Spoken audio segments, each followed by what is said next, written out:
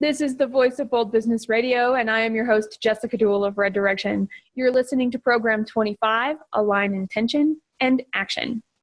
There's a lot of philosophy around intention, action, and intentional action. Just Google them, you'll see. It's easy to get lost in all of the concepts when thinking about the intention and action separately and even together. Out of all of the reading that I did in preparation for this program, the overarching idea comes down to the fact that it doesn't matter whether we find ourselves flying by the seat of our pants as long as we know the direction we're going. Common problems that come up around intention, action, and intentional action are the vision is closely held by a single person. The team isn't fully utilized because of assumptions and observations, so our actions and our behaviors do not reinforce each other. And a third one, all the processes have evolved over time inside individual heads and have stayed there. So we don't really know what there is in our business until we start talking about it. So action is subjective also. Be aware of that. Because actions are happening doesn't mean any forward progress is being made. The root cause for common problems I shared come down to an incomplete vision or a poorly articulated one, or the team's skills are not known nor utilized, or the checks and balances either don't exist or focus on the wrong pieces of the business.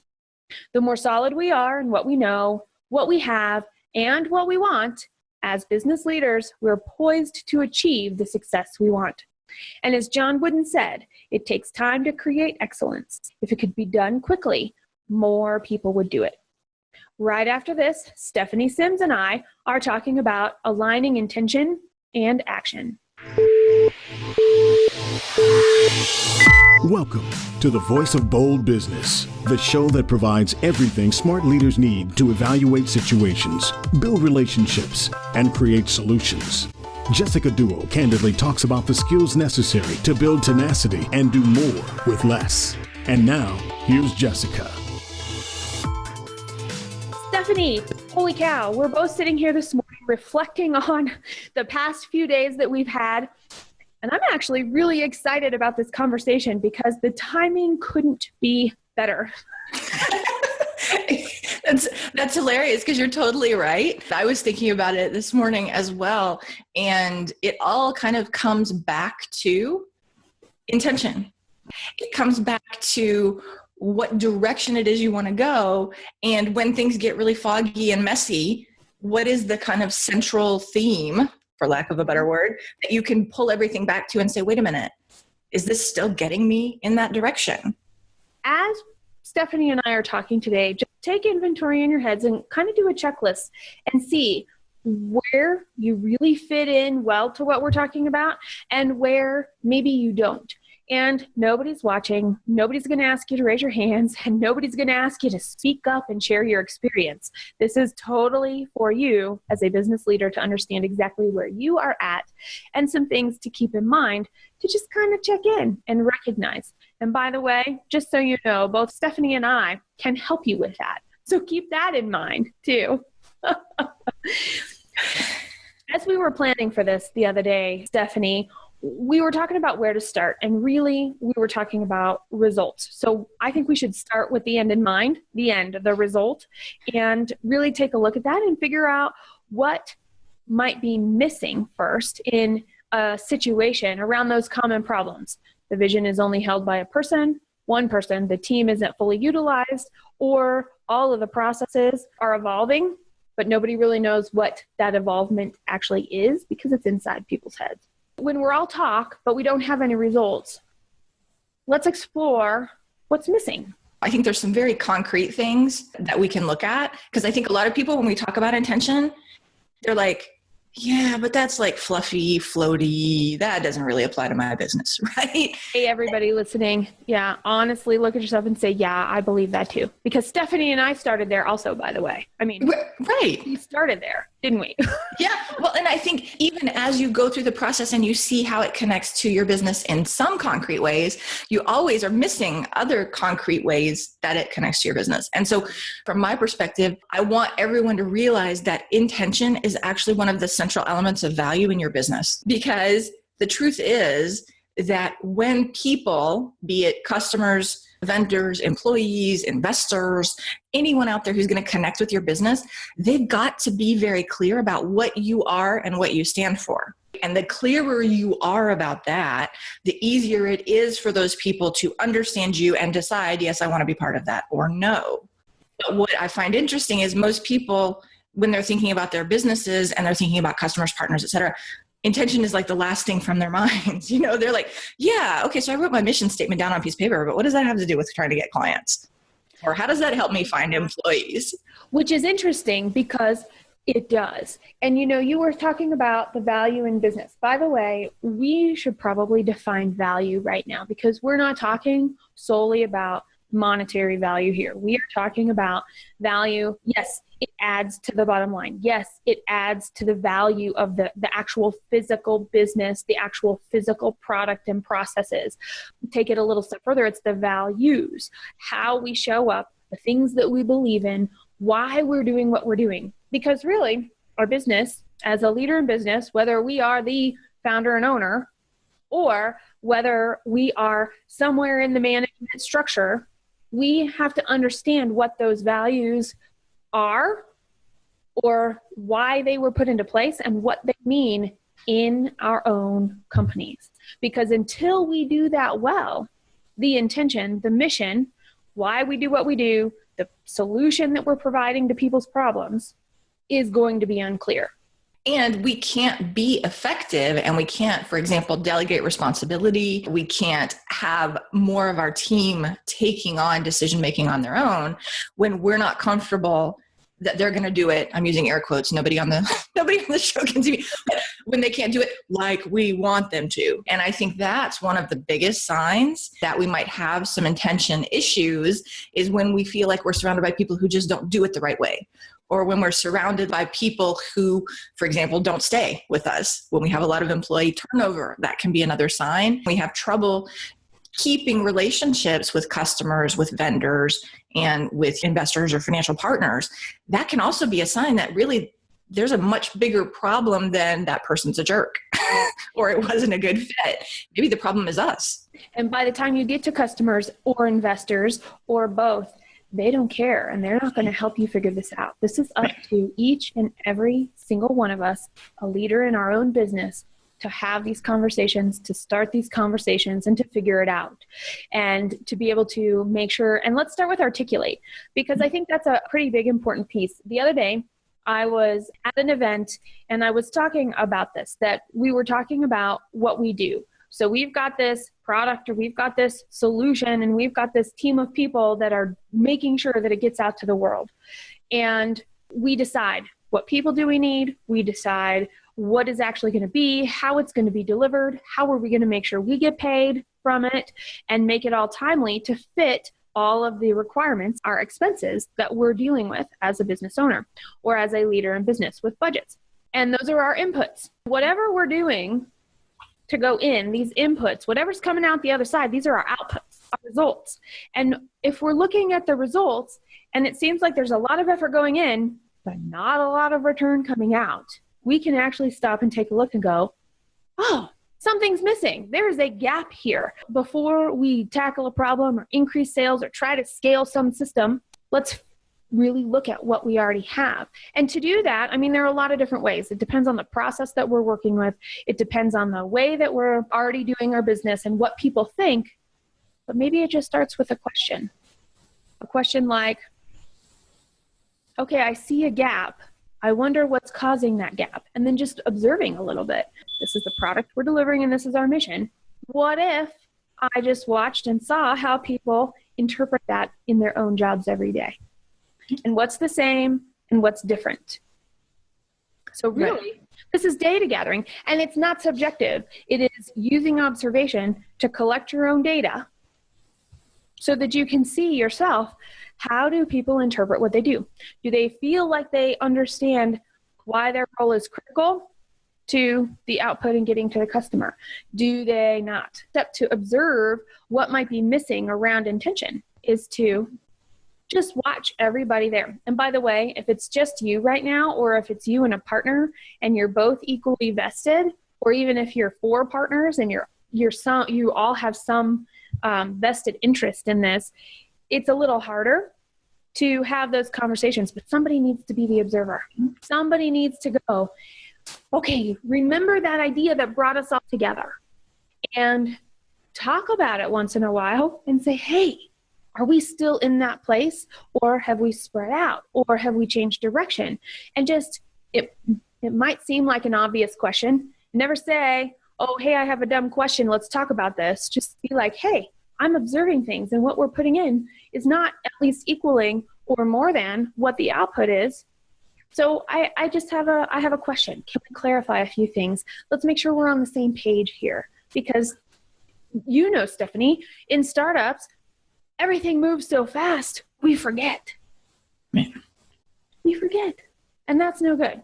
So that would be my idea of how do you at least start to see what's missing? Now, you might not be able to solve it on your own, and that's okay, but at least you know what's missing, because when you go out, let's actually talk about that really quick, Stephanie. When you go out and hire a consultant, they're going to come in with what you're telling them, and they're going to try and solve based off of what you share most of the time. Where Stephanie and I are really different is we really care about why things are the way that they are, so we actually dig in a little bit deeper, don't we? Right. Into that, right? Because we understand there's probably something around intention that could be stronger, or could be communicated more, or that isn't adding up to what we say we're going to do and what we're actually doing. And once we see that, we know how to fix a lot of other things and can help you direct your resources. So when you're talking to somebody, if you're doing this yourself, it's great to have that litmus test already. Here's what I'm observing, but I might not be seeing everything. Or here's what I'm observing, and I can't believe when I stopped to watch, I saw it. We all have our own sort of biases. And so when you're observing, I know it's complicated, but when you're observing, try to just observe.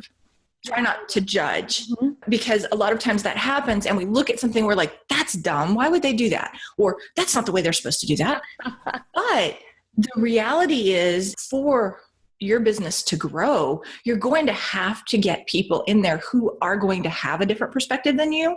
And a lot of times, if it's their job every day, they can come up with a much better way of doing it. Yes. But you don't want to stifle them, right? So if you're looking at things and you're thinking to yourself as the owner, boy, nobody's doing what I tell them, but the results are good, then the problem might be a little more yours. However, if you're looking at people and they're doing what you're telling them, but the results aren't there, that's the kind of problem where you need to think to yourself, well, maybe I need to be clearer about the what our mission is, and less focused on the how. We could be moving and we could be having great results, but we're not actually moving toward our end goal. We're not actually meeting our goals, and we're not on vision, right? The big change, the impact we want to make in the world. And I think what you were just talking about is really important to consider. We've got both sides. If we're moving and we're actually moving in a great pace, but it's not our original path, how much impact does that actually have? It's actually a pretty important question. Is our vision changing? Did we find a market we didn't recognize before, and it was a natural evolutionary shift? And that's cool. And it's important to notice, because if you find that and you're not on track with it, really successful, but not in what we wanted to do. It's almost like, well, so how do we get to where we wanted to be, what we wanted to be doing? Or shift a little bit and go, well, at least that was the entry to get us to the path that we needed to be on, which is right here and right now. Activity in and of itself is not necessarily progress, which is what you were trying to say, Jess. So if we think of I do better with analogies sometimes. So if we think of your business as a boat. Okay. I can hear where this is going to go. We're in a boat, everybody. Yes, we're in a boat. So imagine that your business is a boat, and each of the people that you're working with has an oar. So you could have the problem where everybody's doing something different with their oar. Well, that's because you're having trouble communicating, maybe articulating your vision, and everybody's not clear about, hey, let's all row together in an orderly fashion. So that's one problem, which we kind of talked about already. But now what we're talking about is, what if everybody's rowing and you're all in rhythm and everything's going great, but you're headed straight for the shore? So you're going really, really fast and you're about to crash into the shore. Yeah. Who's going to be the person that actually lifts their head and looks out a bit further and says, holy moly, we got to slow down because we need to change direction. And to me, as the leader inside the business, whether it's because you're the owner or the founder or because that's your role as part of senior management, you need to be the person who lifts their head and has that mid-range vision that says, okay, so we are getting results, but these results are not the ones we want. So let's get together and find a way to redirect this energy and all of this team cohesion that we've got going for us just to a slightly different course. If you've already got things that are going well, people know how to row together, they know how to communicate to each other, they are in top physical shape, they can do it really well and really quickly. Those are all great assets, but you still got to get them going the right direction. They're the people who are always looking out. They're looking out and they see, not only do they can't even see the mid-range because they're so far in the future down the road that they forget. And it's easy to bring people along in that way. There's a kind of a gap in the middle. Then there's another group of people who are all about the oars. Everybody's got their oar, nobody's broken, everybody's got their breaks on time, everybody is rested, they have good weekends, we play hard together, we work hard together. It's all about what's going on in the boat. And like what you were saying, Stephanie, you kind of forget to look up a little often. And sometimes it's not even like midway, it's more like just past the boat. Right? Kind of where you see the sea turtles and the dolphins swimming next to you is right next to the boat. But then there are a third group of people who were like, okay, we've got this, for lack of a better term, system. We are traveling from point A to point B, and there's this whole thing in between. And there are a lot of things happening inside. And how cool is it that I get to help decide what's going to happen to get us from point A to point B? And they, let me see, what would they be?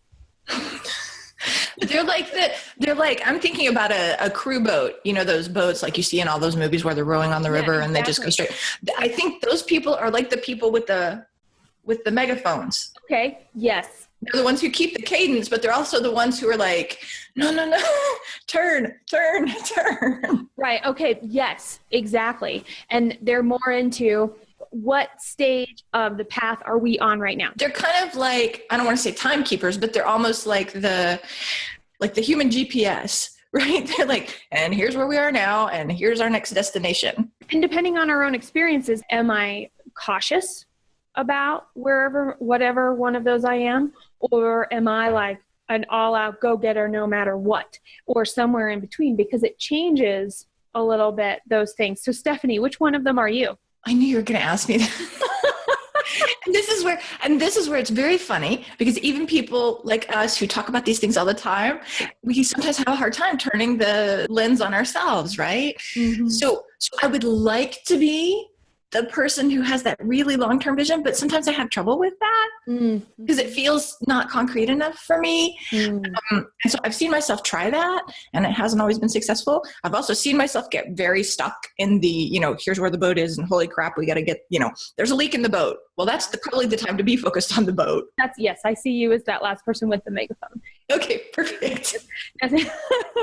So what about you? I think I know, but I'm going to be interested to see what you say. No, I'm the first one. I have the vision so far away. Sometimes I forget that not everybody's out that far with me, and I need to come halfway back to help bring people along and communicate that.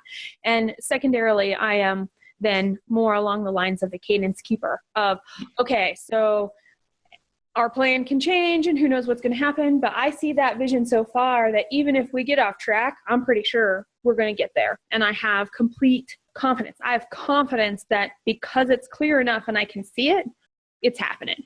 That's where I would put myself. Is that what you thought? Yes, that was what I thought. Okay. And it's funny because for a while I'm like, ooh, I want to be all three, right? There's this really cool quote. You can be the light or you can be the mirror that reflects the light. And for a long time, I had really big issues with that because I wanted to be both. Why couldn't I be both? And it turned out I am the mirror that reflects the light. And once I owned that, I was like, oh, it makes so much sense. No wonder. No wonder. There's so much amazing, great stuff out there that I am happy to reflect that back out. And in doing so, I become a light also. So it becomes more of an amplifier. So I'm an amplifier in this world. And I just remember, it might've been the day, but I was like, but why can't I be both? And so if you guys are thinking that too about these descriptions that I gave, we all have traits of all three. We're just really good at one. We are actually incredibly awesome at another. Yet most of the time, if we try and start with what we're most awesome at, is when we end up failing at it. And so we have this chaotic point, is just because we're really awesome at it, we just have to find another way to start to get to that most awesome piece.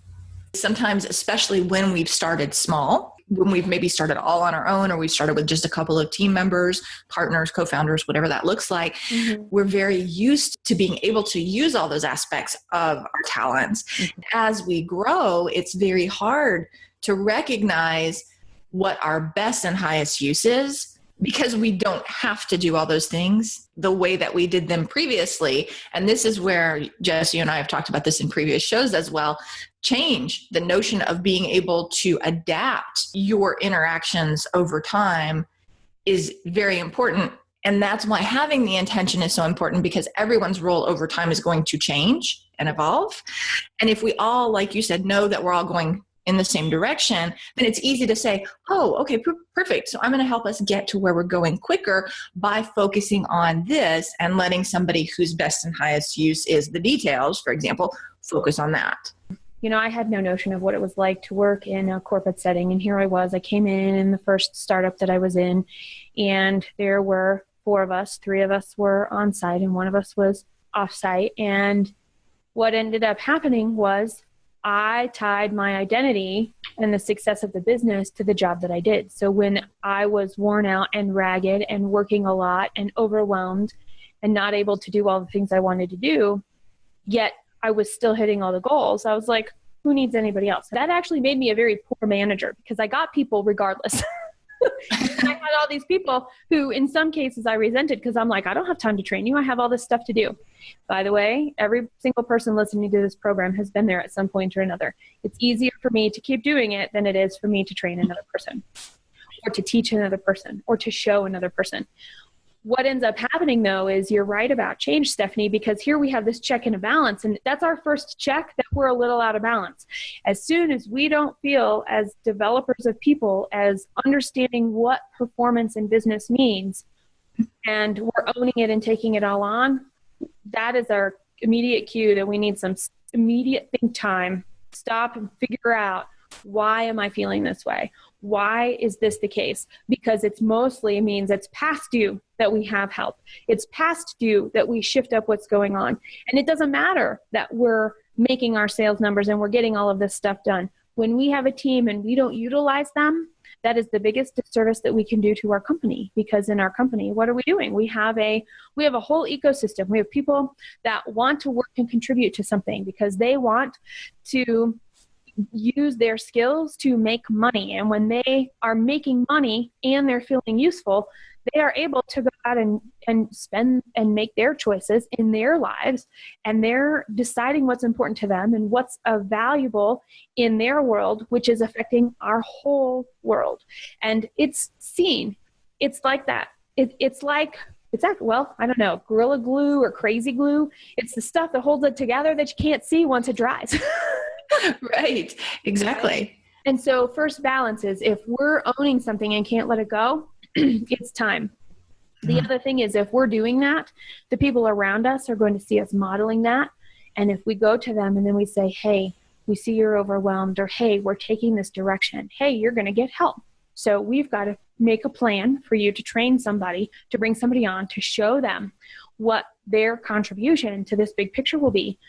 Those people are more likely to also have that same reaction of, oh, fear. What are they taking away from me? But this is my identity. If we can keep our identities in the success of the business, in the delivery of the product, in living the vision and making an impact on the world, instead of the day-to-day tasks that get done, we also just immediately solve a lot of problems. There's less sandboxes that we have to worry about. There's less silos that might crop up. We can never get rid of conflict. And in fact, we should welcome conflict and different thinking. And when we lose that, that would be another check.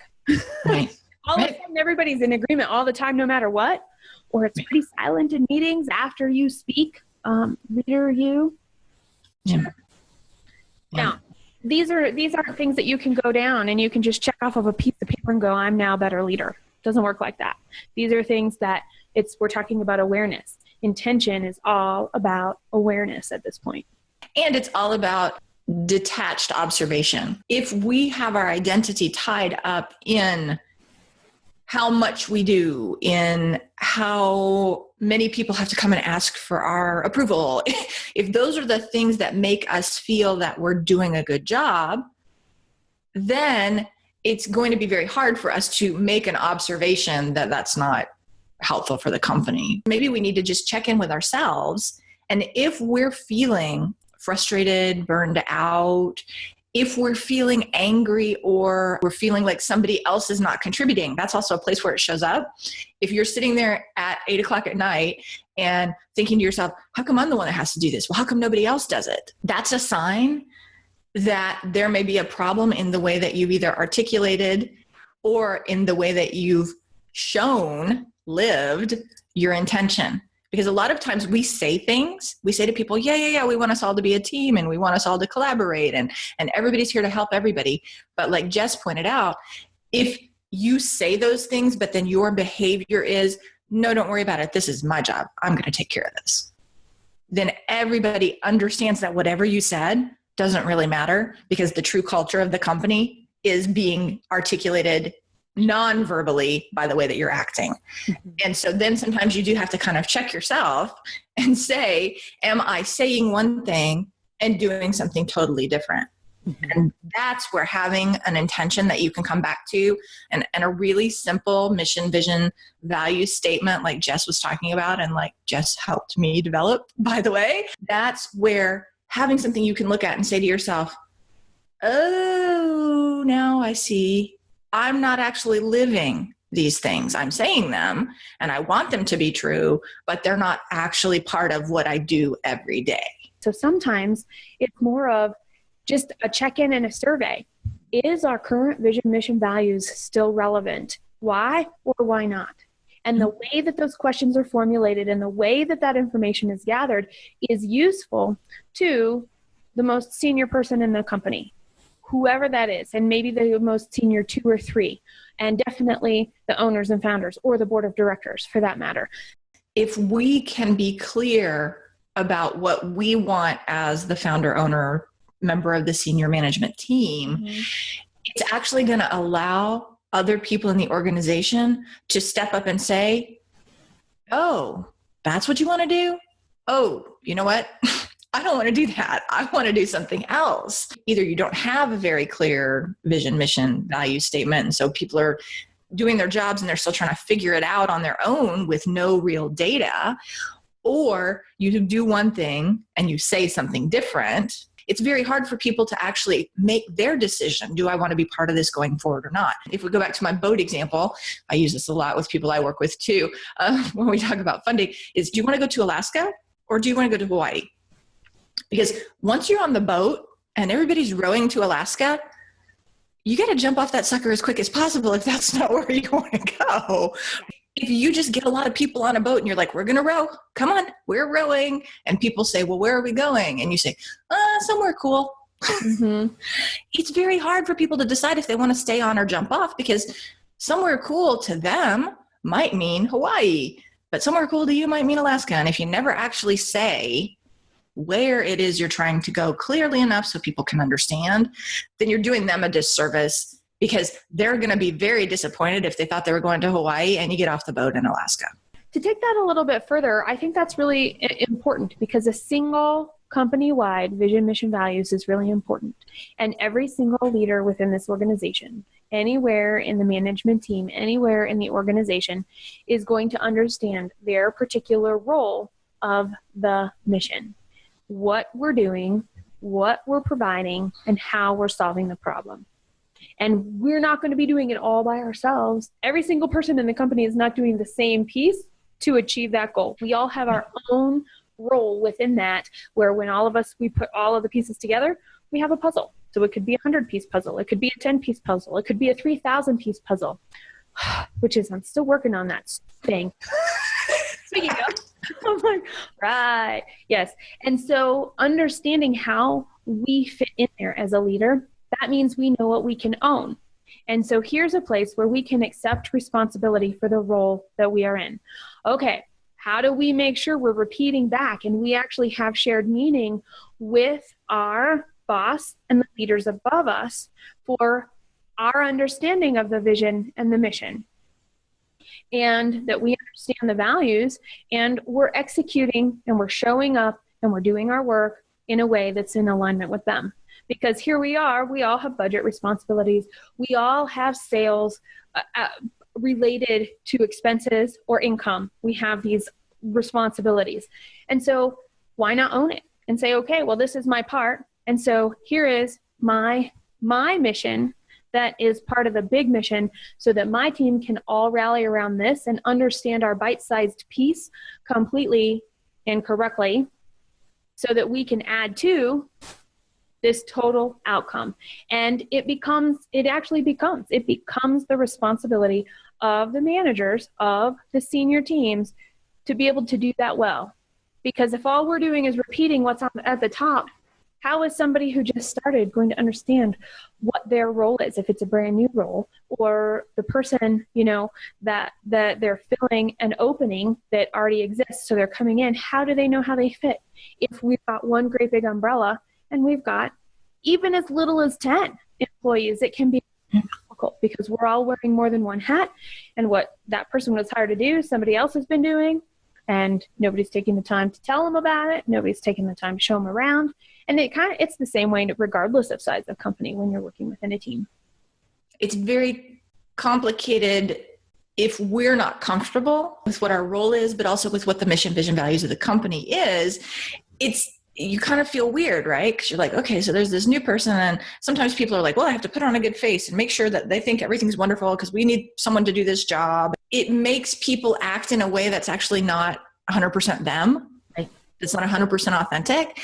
And realistically, if we can do a good job of defining the mission, vision, values, and then we can fill those roles based on people's skills, everybody should be able to really just be themselves and to do what they're good at, as opposed to having to be like, okay, so let's put a pretty face on this, or let's make this look good, or you see what I mean? And so that, it's funny, I hadn't thought about it before, but that's also a sign to me that you've got kind of an intention issue.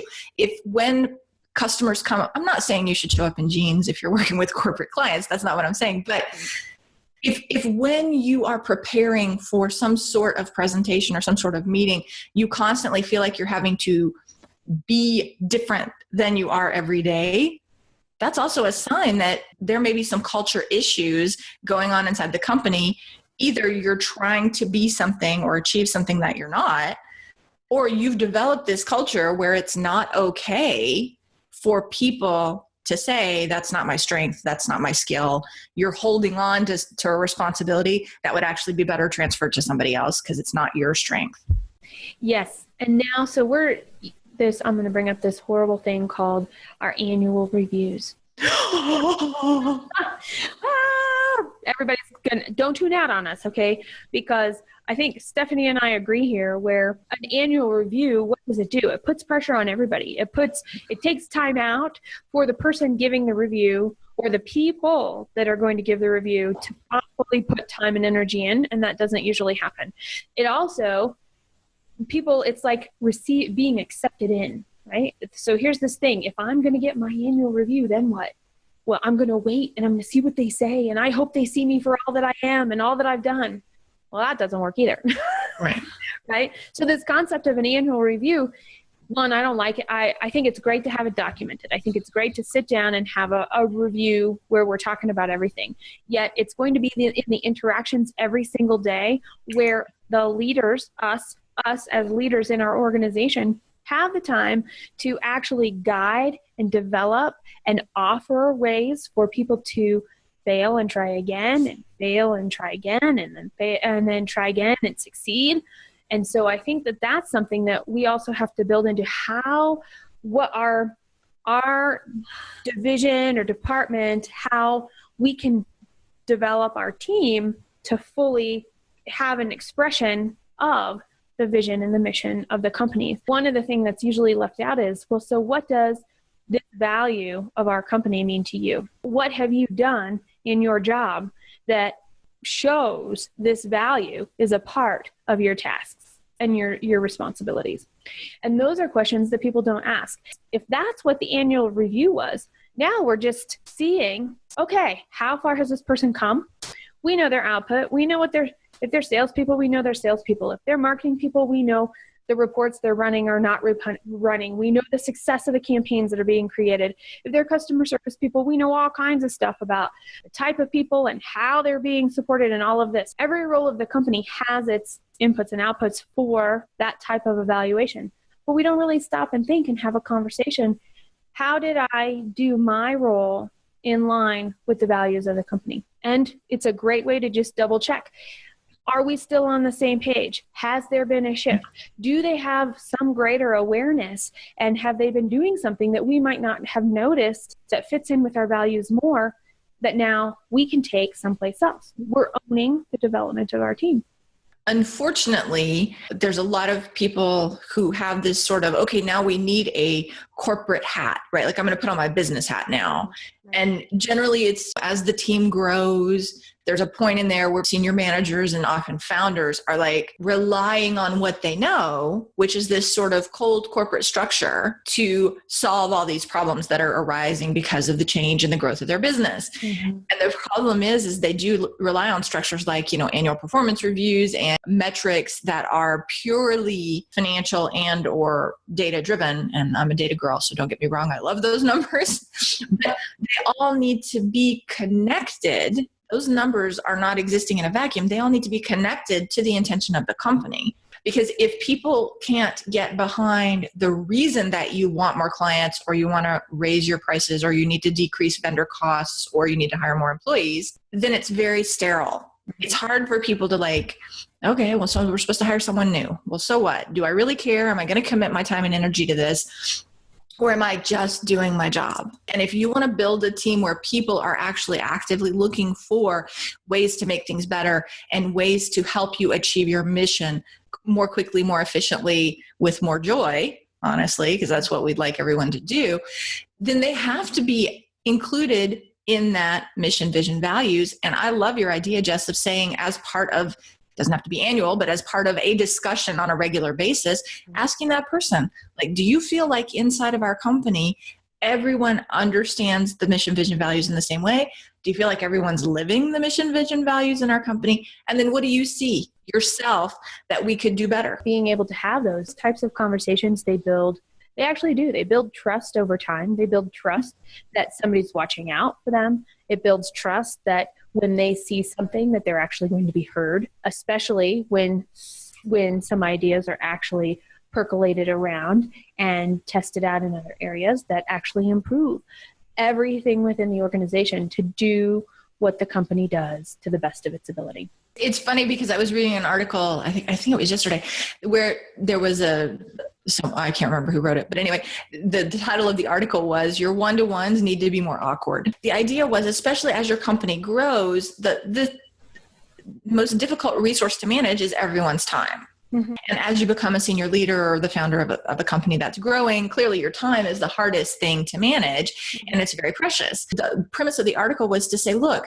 when you take the time to have a one-on-one with anyone, be it another senior manager, be it someone who's in a different area of the company or somebody who works at a much closer level with your clients or your vendors, don't waste your time on things that are kind of standard, if you will. That's your one opportunity because, like you said, Jess, people may not speak up in a meeting. They may not tell their direct supervisor something, but as sort of the face or the embodiment of the mission, vision, values, it can be your role to say something that's going to help them tell you the things you need to hear. If it's around mission, vision, values, maybe you have a series of conversations that have to do with, do people believe in them? Do people feel like they're being lived? Do people understand what they are? Because a lot of times people won't say that. They're not going to say, so why do we want to help people in a big staff meeting? We say we want to help people, but then why do we refuse to accept returns? That's very concrete. And somebody in customer service may have that question. They're not going to stand up necessarily in front of 50 people and ask it. Them. So I love that. More awkward, just having, and I agree with you, by the way, annual reviews. I think they're necessary for files and just having some sort of documentation, but our conversations are not once a year. Our conversations are every single day. Yep. One-on-one, passing in the hallway, checking in, inviting somebody to come by, asking one unrelated question when they stop by to give a presentation or share a result or ask a question or get some help, whatever that is. Those are the perfect times to go one step further, to build and deepen that relationship. And really, holy cow, none of us have enough time, do we? None of us have enough time. And that's actually a pretty important cue to think about, going back to some of the things we were talking about at the beginning of, if it's only in our head, if processes are evolving, but we don't actually have them written down or understand how well we're using the skills, the hard skills and the soft skills of our teams. All of those are really necessary. And as we grow, and this is interesting because this is a skill that leaders in smaller companies, I think, have a harder time with compared to leaders in larger organizations. And I'm picking a number, and this may not quite be right, but I'm thinking it's like that 150 to 200 person marker, where anything lower than that, you're still wearing so many hats. It doesn't matter what level you're at. You have a job and you develop people and are responsible for people. Now, even in larger companies, you still have a job and you still develop people. I think the expectations are shifted, though, of what that looks like. And it's not equal work, equal development. It's depending on the company and the organization, those are not equally weighted anymore.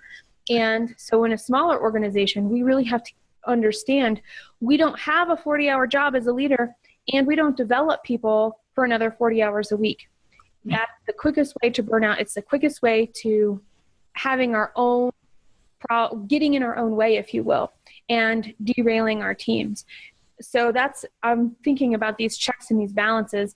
And if your company's like that, it may be right for your company. Don't get me wrong. I mean, I was actually reading, Stephanie, in one of our earlier conversations, I mentioned McDonald's, and you went further back and said Henry Ford. And at the same time of Henry Ford, there was this guy named Taylor. Mm-hmm. And he apparently was, if he was like doing business today, I don't know who to compare him to. But he was an optimizer, and his whole goal was he couldn't do what he wanted to do because he had poor eyesight. So he went and got into manufacturing, and he actually figured out all of these ways to have an optimal this and an optimal that to get the most output. Well, it was arbitrarily his decision only, without anybody else. He decided what was an honest output for a day's work. He decided what the value of that was. And we have a little bit more checks and balances inherently in our system today, but really what I liked about this guy, apparently he was pretty horrible to people, and but he was able to reduce costs, pay people more, and make companies a lot of money. So as horrible as he was, what a cool place to start. And we're all horrible at something at one time or another. So let's just say that, right? We all have our things. When we're learning skills, we're horrible at them.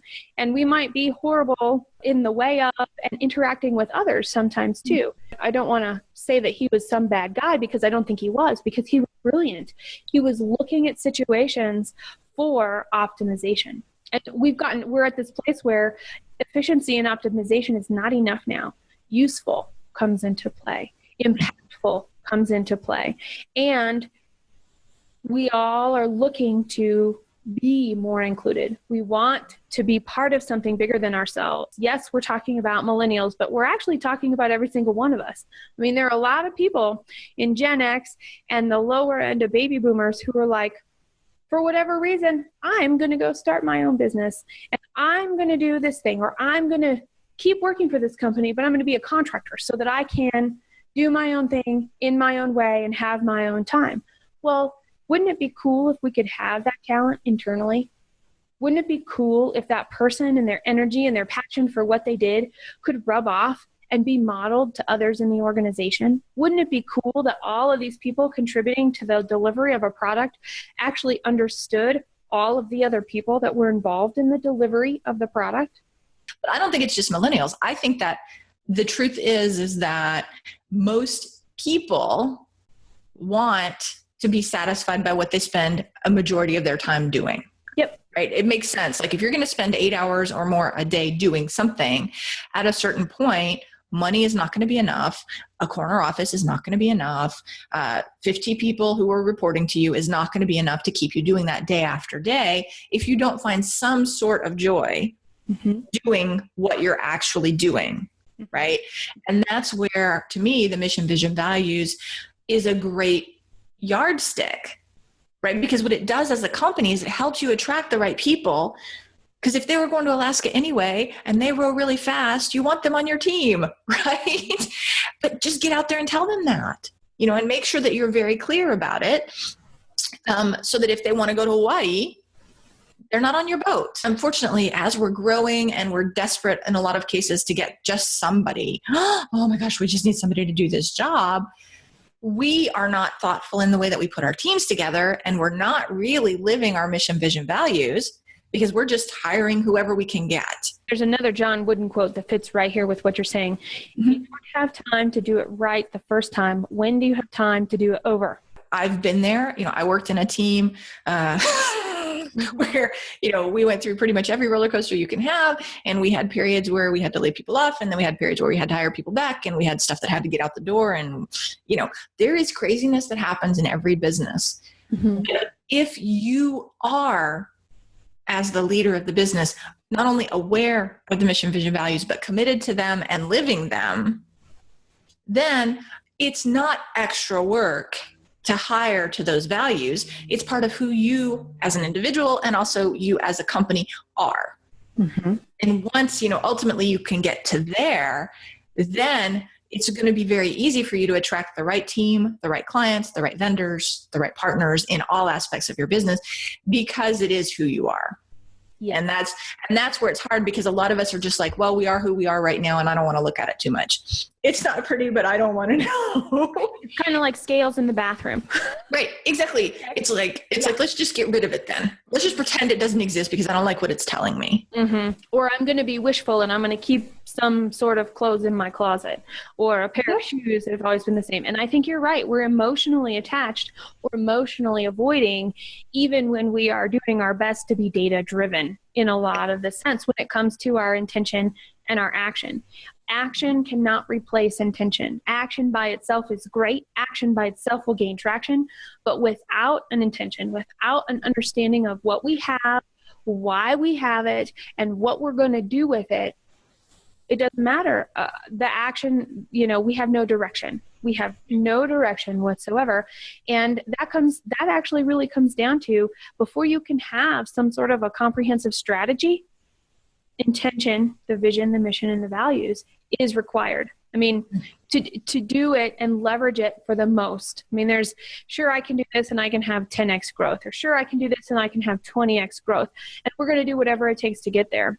But usually when we're saying we're going to do whatever it takes, we have to be mindful that whatever it takes doesn't accidentally alienate or take us off path, or makes our company, the entity of the company that is the brand that delivers this thing that people know, keeps that authentic also.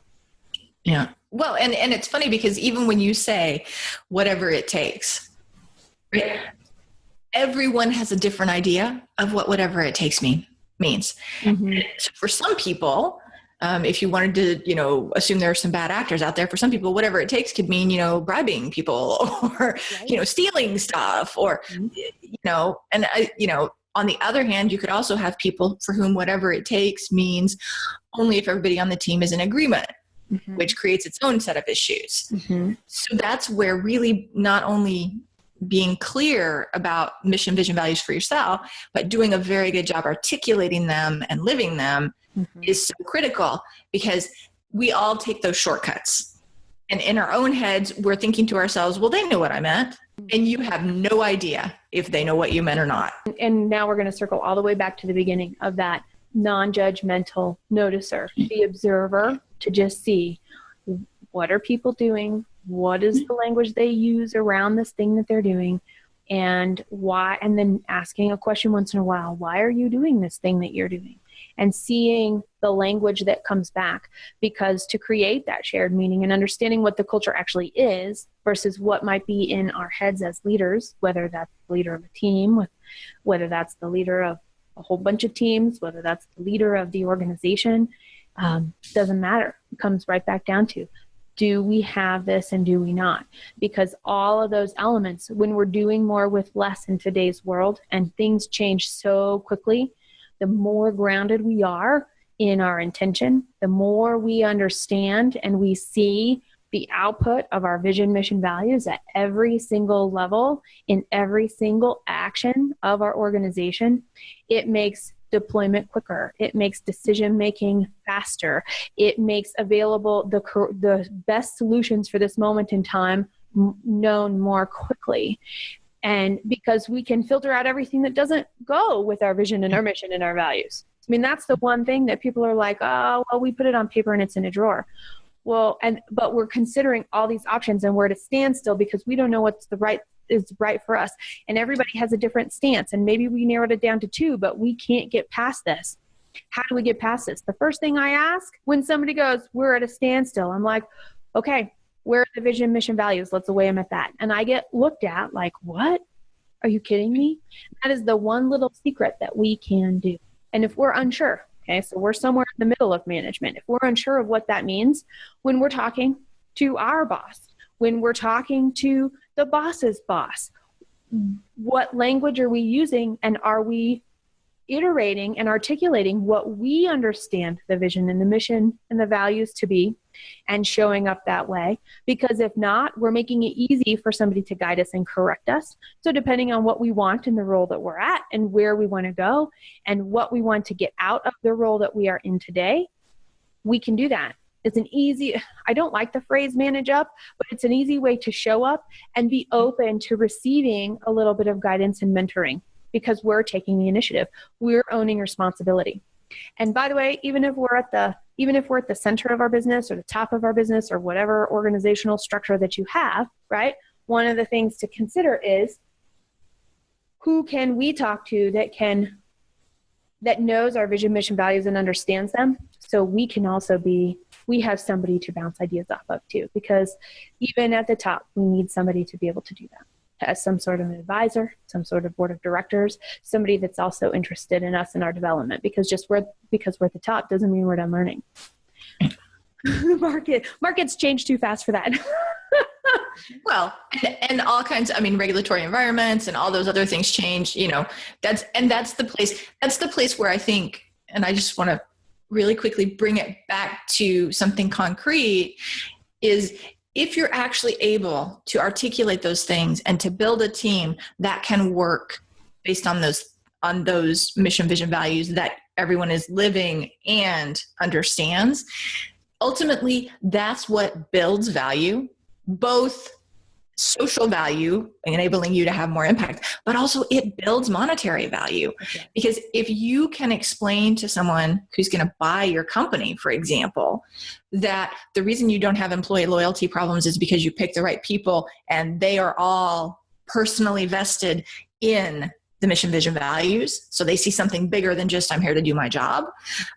That's a lot of value to know that someone's going to be able to take a team that already works together, that knows how to communicate with each other, that's very efficient.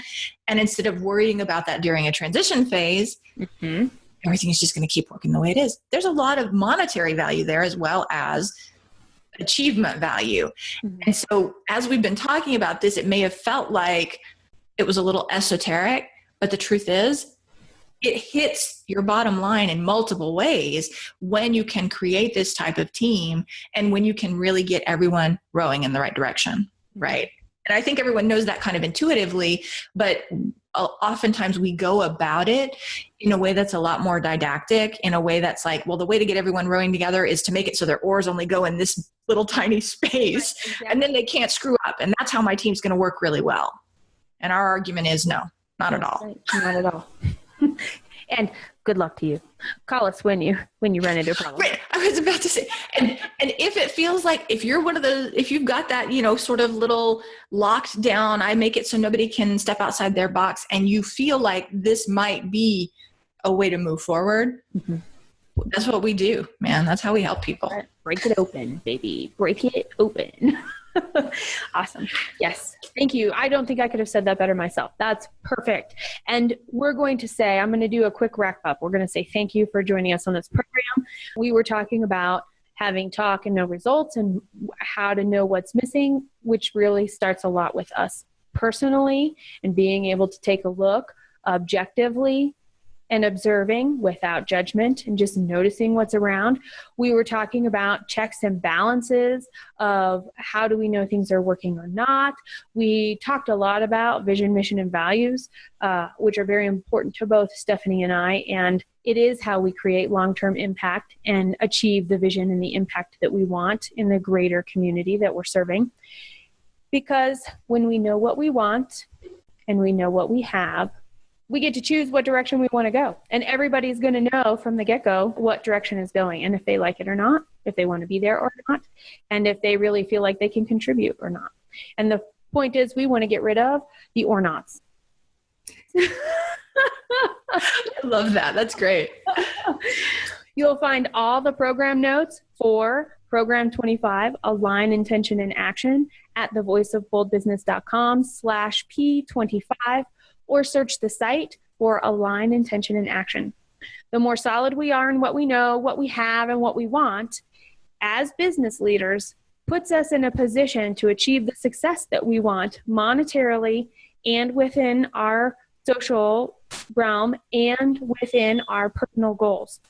Our actions every single day create our company's cultures. So remember that, business leaders listening to us, it's up to you to create intention, to align your intention and your action.